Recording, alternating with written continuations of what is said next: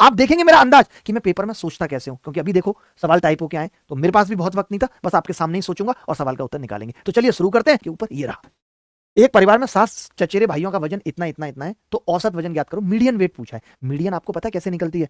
पहले हम इसे असेंडिंग ऑर्डर में लिख देते हैं, बढ़ते हुए क्रम में, और जैसे टर्म्स कितनी है, 1 2 3 4 5 6 7 टर्म है, तो मीडियन जो होती है, जो मीडियन होती है वो होती है, अगर 7 टर्म यानी और टर्म है तो n+1/2 टर्म। अगर मैं n की जगह 7 रख दूं तो फोर्थ टर्म मीडियन है, यानी मीडियन पे सवाल आ रहे हैं, रट के जाना है। फोर्थ टर्म मीडियन है, इसमें कौन सी होगी फोर्थ टर्म? 54 सबसे पहली टर्म है, 1 फिर 2, बढ़ते हुए क्रम में लिख रहा हूं, फिर 3, यानी चौथी टर्म कौन सी है? 60। यही इस सवाल का उत्तर था, मीडियन क्या थी? 60। क्लियर है? अगला सवाल भी मीडियन पे आ गया कि निम्नलिखित प्रेक्षणों में 46 48 63, इंग्लिश पढ़ते हैं, इंग्लिश में मुझे अच्छा लगता है। 88 को रिप्लेस कर दिया 33 से, 41 को रिप्लेस कर दिया 47 से, इन द फॉलोइंग ऑब्जर्वेशंस। अब ये कह रहा है कि पहली मीडियन और बाद की मीडियन में क्या अंतर होगा। एक बात बताओ, आपको भी पता है कि बहुत सारी टर्म है, ये एक टर्म है, ये एक टर्म है, ये एक टर्म है, ये एक टर्म है, ये एक टर्म है, ये एक टर्म है, ऐसे बहुत सारी टर्म है।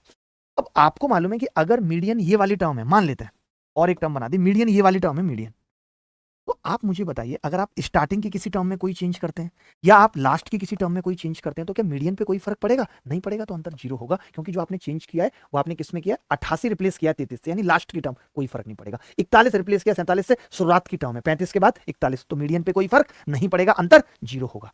अगला सवाल, द वैल्यू ऑफ सिंप्लीफिकेशन पे इस तरीके के गंदे सवाल आ रहे हैं। जिन बच्चों को बॉड मास नहीं आता वो बॉड मास सीखेंगे। बॉड मास का मतलब पहले बार, फिर ओ फॉर मतलब ऑफ, फिर डिवीजन, मल्टीप्लिकेशन, एडिशन, सब्ट्रैक्शन। तो पहले ऑफ सॉल्व होता है। ऑफ का मतलब जैसे ये 4 ऑफ 4 है यानी 16 आएगा पे, जैसे 8 ऑफ 8 है यानी 64 आएगा पे।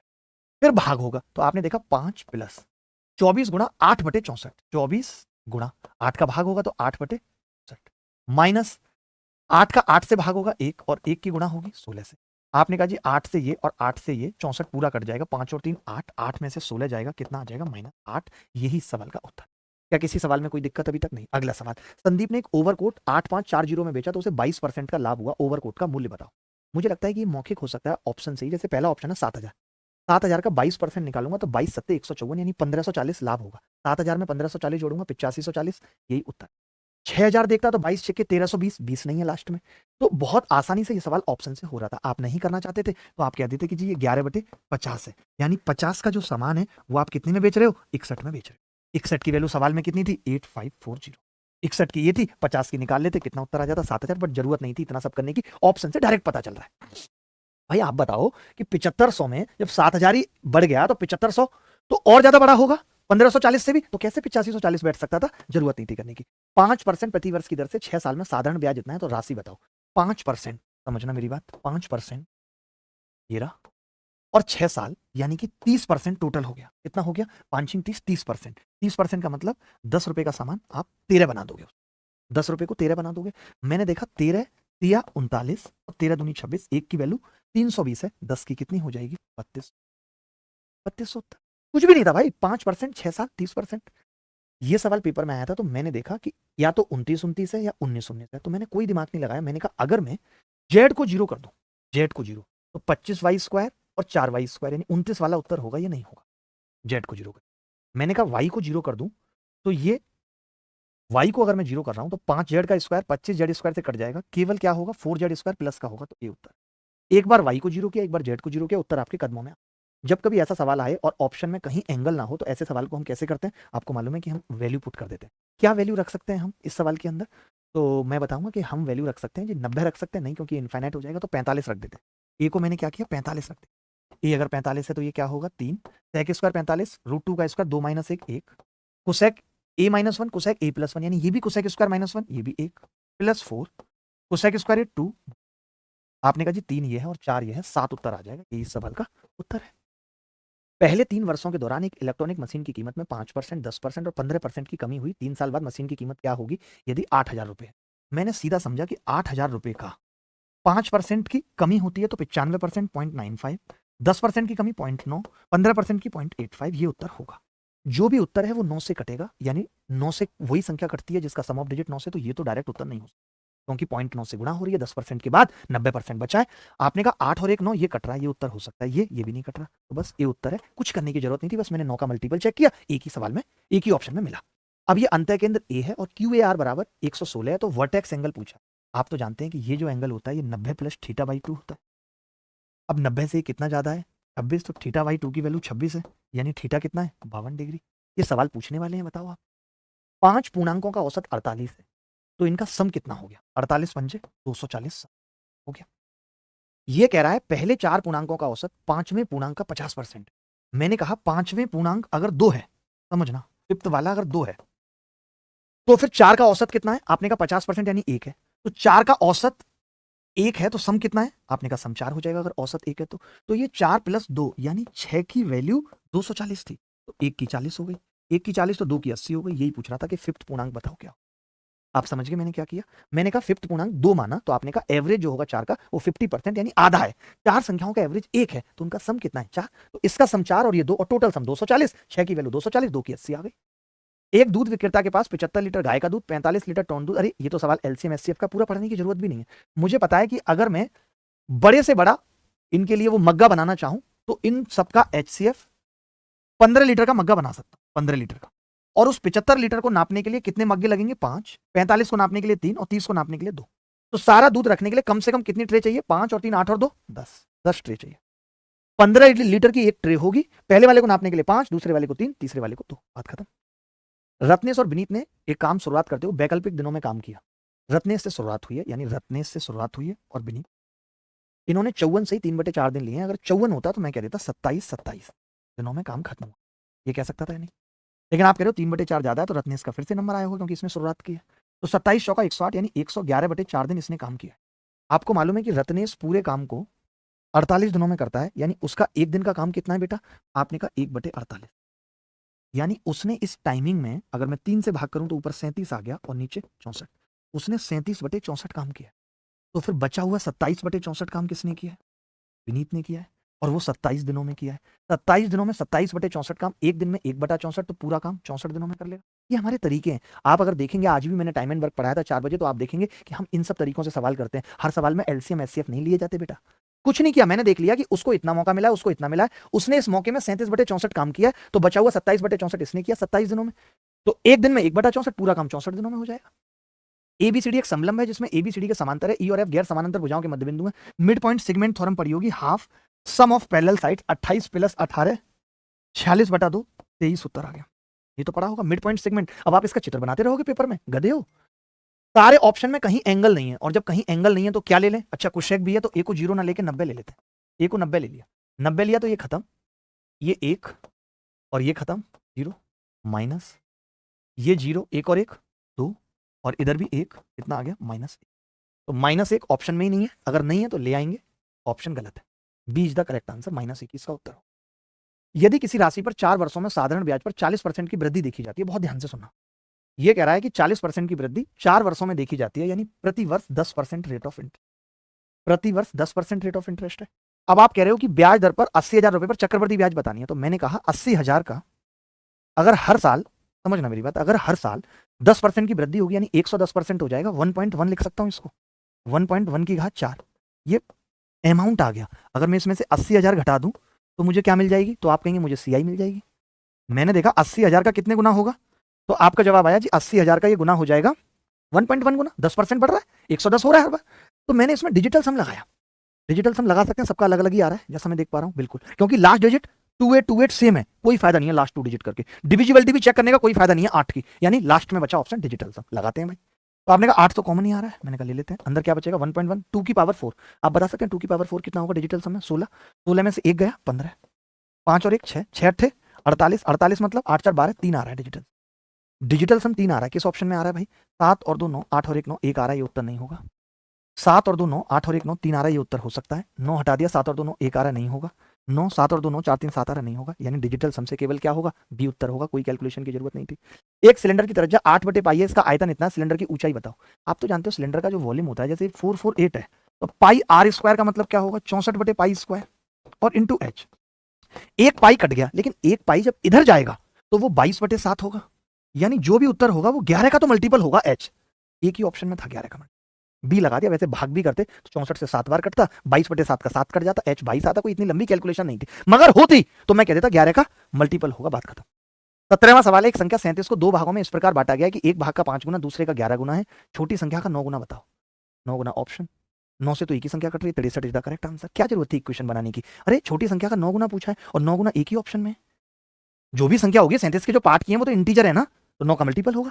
खिलौना बनाने के लिए बेलन के एक सिरे पर एक अर्धगोला तथा दूसरे पर एक शंकु लगा दिया जाता है। बेलन, शंकु और अर्धगोले की उभयनिष्ठ त्रिज्या 4.2 है। बेलन और शंकु की ऊंचाई 7 सेंटीमीटर है। खिलौने का आयतन ज्ञात करिए। वाह, ये सवाल मेरे को लग रहा है थोड़ा तगड़ा था, ये देखना पड़ेगा भाई।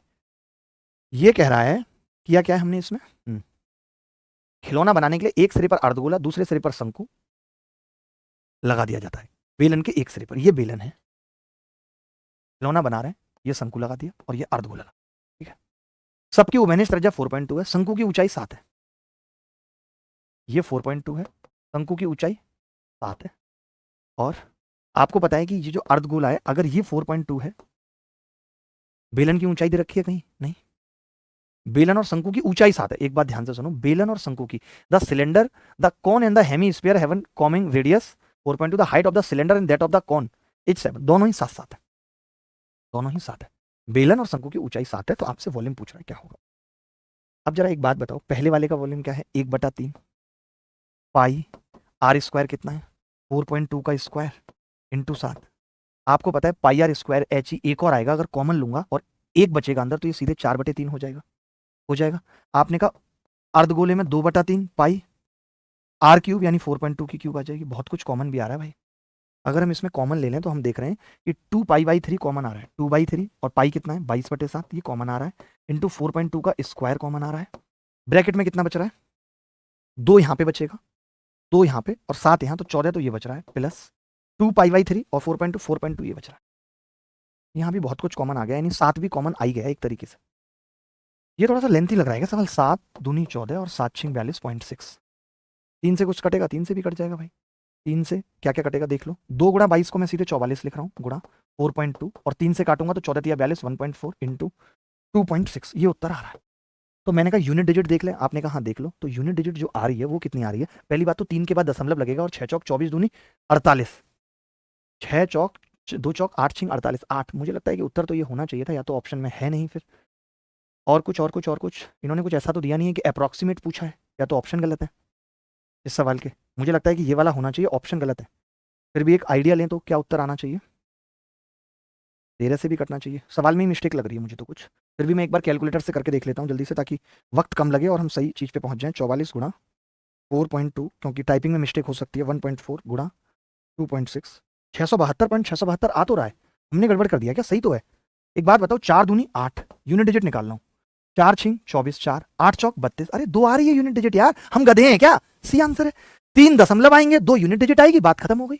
अगला सवाल, 11 परिणामों का औसत 60 है, पहले 10 का औसत 59 है, 11वां परिणाम क्या है। एक बात बताओ, अगर मैंने ये मान लिया कि सारे के सारे परिणामों का औसत, वैसे तो कुछ है ही नहीं, आप बताओ 11 का तो 660 सम आ गया और 10 का तो 590 आ गया। अब पूरिया का बच्चा भी घटा के बता सकता है 70 है, दिमाग लगाने की भी जरूरत नहीं है। वैसे क्या है, इन सबका एक एक जो एक्स्ट्रा था वो 11 इसमें जोड़ देते तो भी 70 आ जाता, बट कैलकुलेशन आसान थी तो कुछ नहीं किया।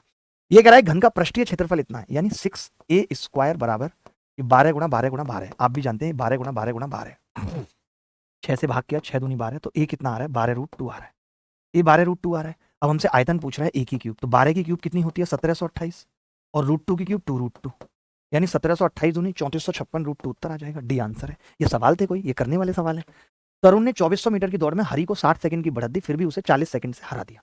ये बात तो तय हो गई कि जो हरी है उसको 60 सेकंड का पहले फायदा दिया, अगर ये टी टाइम लेता था तो ये 60 सेकंड वो और 40 से हार गया, यानी 100 सेकंड ज्यादा ले रहा है, ये 100 सेकंड ज्यादा ले रहा है। आप कह रहे हो हरी की स्पीड 6 है, अगर हरी की स्पीड 6 है तो हरी इसको तय करने में कितना टाइम लेगा, तो आप कहेंगे जी 400 टाइम लेगा, 400 लेगा। अगर हरी 400 ले रहा है, 100 ज्यादा है, तो ये 300 ले रहा होगा। 300 के हिसाब से इसकी स्पीड क्या होगी, 2400 को 300 से भाग करेंगे तो आपने कहा स्पीड 8 आ जाएगी। आप 4 3 का रेशियो भी कर सकते थे, 3 की वैल्यू 6 है तो 4 की 8 आ जाती है। 11 परिणामों का औसत 59 है, पहले 10 का औसत 58 है, 11वां परिणाम क्या होगा बताओ। कैसे सवाल आ रहे हैं, अब आप खुद ही देख लो। मैंने सबको क्या माना, सबको मैंने 59, अब की बार गुणा करना मुश्किल है तो मैंने कहा सबको मैंने 59 मान लिया, तो ये एक ज्यादा है तो इसमें 11 जोड़ो, 8 और 1 9, 5 और 1 6, 69 उत्तर आ जाएगा। 3 संख्याएं 5 7 9 के अनुपात में, उनका एलसीएम 1260 है, तो सबसे छोटी और सबसे बड़ी संख्या के बीच का अंतर। देखिए मैंने कहा अगर इसका HCF H है तो संख्याएं हो गई 5H 7H 9H, एलसीएम कितना आ गया 5 7 9 और H बराबर 1260। 9 से काटेंगे 140, 5 7 35, एच 4 आ गया। एच अगर 4 है तो इन दोनों के बीच का अंतर कितना होगा? आपने कहा 4, 4 की वैल्यू कितनी होगी? बोल है, यही पूछ रहा। अगला सवाल, पार्टनरशिप पे है, ए बी और सी ने संयुक्त रूप से एक व्यवसाय शुरू किया।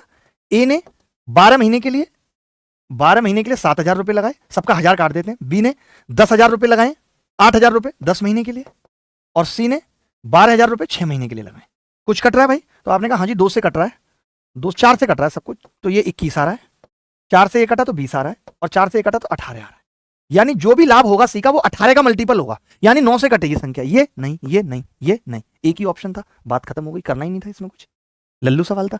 3 गोलों की त्रिज्याओं का अनुपात ये, उनका आयतन क्या होगा? अरे भैया क्यूब हो जाएगी, 4 की क्यूब 64, 5 की क्यूब 125, ये सवाल है करने वाले। एक वस्तु का अंकित मूल्य 2800 और 15%, 8%, 5% की 3 क्रमिक छूट पर बेचा तो कितने पर बेचा? अब आप ही बताओ। 2800, ठीक है। अगर मैंने 15% की छूट दी तो ये 85/100 हो जाएगा, या 0.85 कर देता हूं सीधे। 8% की दी तो 0.92 हो जाएगा, और 5% की दी तो 0.95 हो जाएगा। इतना तो हो गया भाई, इतना हो गया। मैंने कहा ये पॉइंट हटाने के लिए मैंने 2 जीरो हटा दी। मैंने इसका 5 पकड़ा तो ये 0.19 रह गया, इसका 5 पकड़ा तो ये 17 रह गया, इसका 4 पकड़ा तो ये 7 रह गया, वो बन गया 100। 100 से मैंने ये पॉइंट हटा दिया, ये पॉइंट हटा दिया, तो ये तो तय हो गया कि 2 संख्याओं के बाद पॉइंट आएगा। अब यूनिट डिजिट क्या होगी वो देखते हैं। 7 7 49 9, 9 दूनी 18 8, और 8 नीम 72 2, 8 नीम 72 2, यानी 2 यूनिट डिजिट आएगी, और वो एक ही ऑप्शन में आ रही है जी, 2 लास्ट में, क्योंकि 2 संख्याओं के बाद दशमलव लगेगा, क्योंकि अभी 0.19 रह गया है। एक पासे को 2 बार फेंका और एक सिक्का 3 बार उछाला, दोनों अलग अलग घटनाएं हैं। पासा हर बार 5 पर घूमेगा, तो मैं ये कह रहा हूं कि 5 आने की प्रोबेबिलिटी क्या है? 1/6। दोबारा में भी 5 आए, 1/6। ये तो हो गई पासा की प्रोबेबिलिटी 1/36। आप कह रहे हो कि तीनों बार चित्त आए, तो एक बार चित्त आने की प्रोबेबिलिटी 1/2, 1/2, फिर 1/2, यानी इसकी प्रोबेबिलिटी आ गई 1/8। दोनों इंडिपेंडेंट घटनाएं हैं, यानी ओवरऑल प्रोबेबिलिटी कितनी आ जाएगी? 1/36 गुणा 1/8 बराबर 1/288। माइक्रो सेकंड का सवाल था, महालल्लू सवाल था, कुछ सोचने की जरूरत नहीं थी। जैसे ही आपने 1/6 देख लिया था तो नीचे 6 का मल्टीपल आएगा, और वो एक ही ऑप्शन में 6 का मल्टीपल था। आप सेकंड्स में कर सकते थे इस सवाल को। एक आदमी की उम्र उसके 3 बच्चों की उम्र के योग से 4 गुना है, ठीक है। तो मैं ये कह रहा हूं एक आदमी की उम्र, ये मैन है, और ये 3 बच्चे हैं ABC, और ये 4 गुना है, 1 और 4, ठीक है। 6 साल बाद ये 2 गुना रह जाएगा। आप मुझे बताओ 6 साल में आदमी कितना बढ़ेगा? आपने कहा 6। 3 बच्चे कितना बढ़ेंगे? आपने कहा 18। 3 बच्चे कितना बढ़ेंगे? 18। 4 एकम 4, 2 एकम 2, यानी 2 की वैल्यू कितनी होगी? 18 दूनी 36, 6 एकम 6, यानी 30 होगी। 2 की वैल्यू कितनी होगी? 30। 1 की 15, 4 की 60। 2 की वैल्यू 15, 4 की 60, तो उत्तर क्या आ जाएगा? 60 साल का आदमी है। बोलो भाई, आगे बढ़े। 29वां सवाल, एक कंपनी में काम करने वाले वाणिज्य, विज्ञान और कला और स्नातकोत्तरों की संख्या 40, 80 और 60 है। इन आंकड़ों को पाई चार्ट द्वारा दर्शाया जाता है। वाणिज्य स्नातकोत्तर के अनुरूप कोण क्या होगा? सब मिला के कितने हैं? 60 और 40, 100 और 80, 180 जो नंबर है, संख्या है, वो 360 डिग्री के बराबर है पाई चार्ट में, यानी डबल है। आपसे क्या पूछ रहा है? वाणिज्य वाले का पूछ रहा है। कौन सा है वाणिज्य? सबसे पहले वाला, यानी आपसे 40 की वैल्यू पूछ रहा है, तो 40 की क्या हो जाएगी? 80 हो जाएगी। यही उत्तर है। ये कह रहा है समान विकर्ण और समान सम्मुख भुजाओं वाला चतुर्भुज क्या होगा? अगर डायगोनल इक्वल है, डायगोनल, तो या तो वो रेक्टेंगल है, या वो आइसोसेलेस ट्रेपेजियम है, या फिर वो स्क्वायर है। लेकिन आमने सामने की भुजाएं भी बराबर हैं। आमने सामने की भुजाएं किस में बराबर होती हैं? वर्ग में भी बराबर होती हैं, रेक्टेंगल में भी बराबर होती हैं, लेकिन वर्ग ऑप्शन में ही नहीं है, तो rectangle is the correct answer.